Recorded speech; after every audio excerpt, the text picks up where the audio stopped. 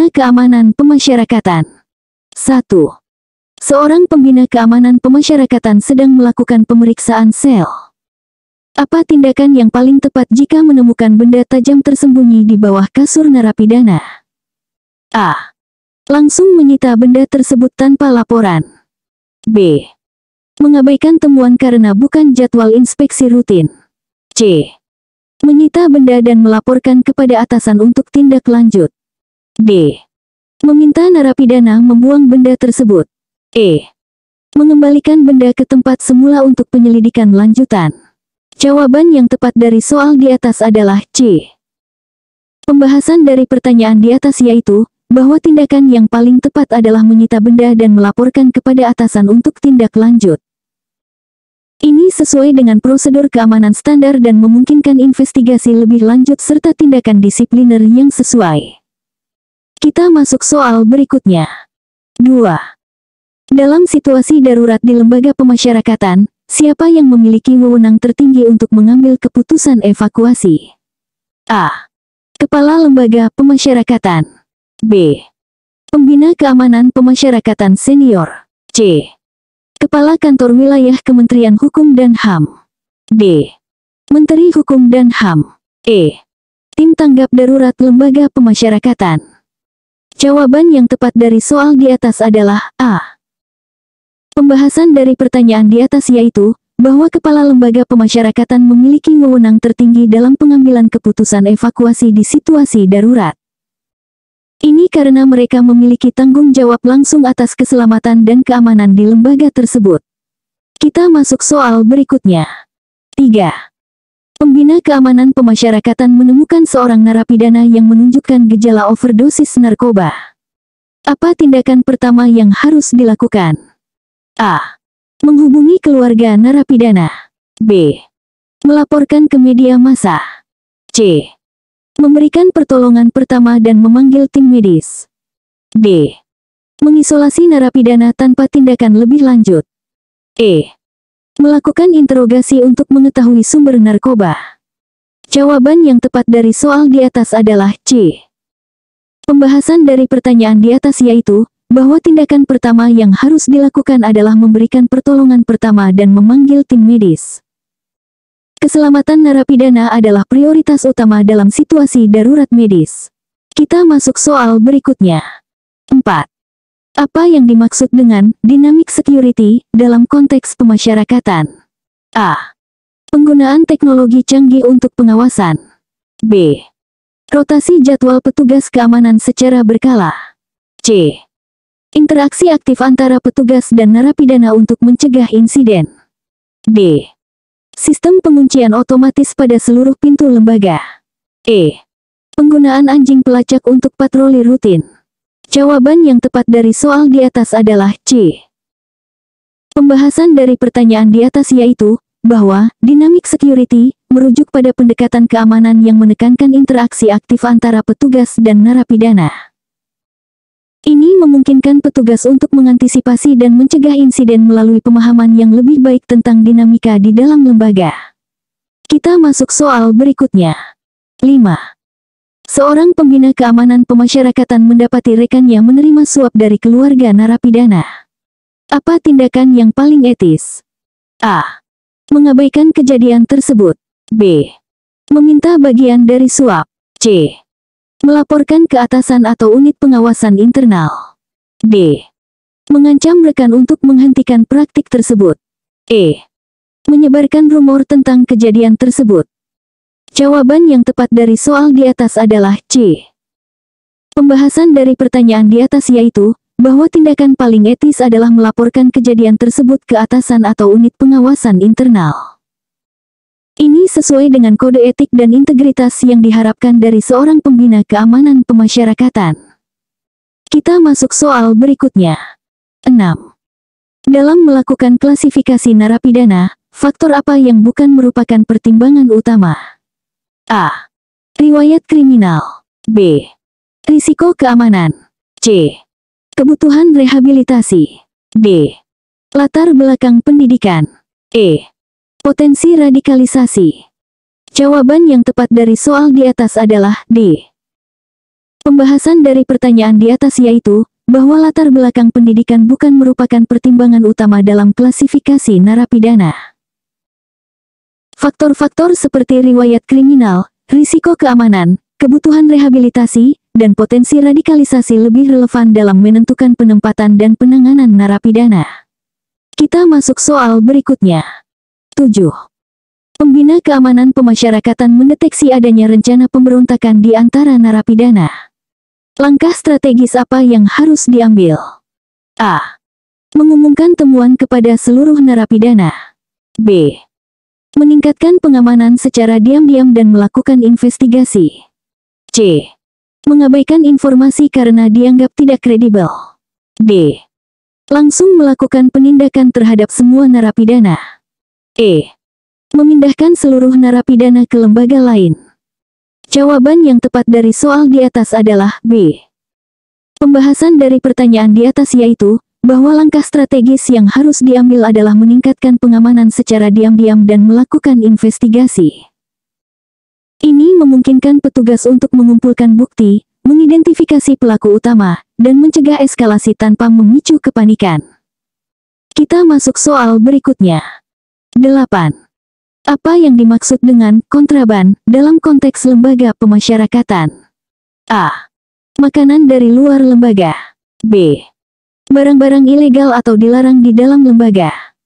C. Pakaian khusus untuk narapidana berisiko tinggi. D. Alat komunikasi internal petugas. E. Dokumen rahasia lembaga. Jawaban yang tepat dari soal di atas adalah B. Pembahasan dari pertanyaan di atas yaitu, bahwa kontraban merujuk pada barang-barang ilegal atau dilarang di dalam lembaga pemasyarakatan. Ini bisa termasuk narkoba, senjata, telepon genggam, atau barang lain yang dapat mengancam keamanan dan ketertiban lembaga. Kita masuk soal berikutnya. 9. Dalam manajemen krisis, apa tahap pertama yang harus dilakukan oleh pembina keamanan pemasyarakatan saat terjadi pembajakan oleh narapidana?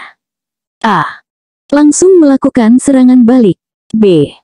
Evakuasi seluruh staf non-esensial. C.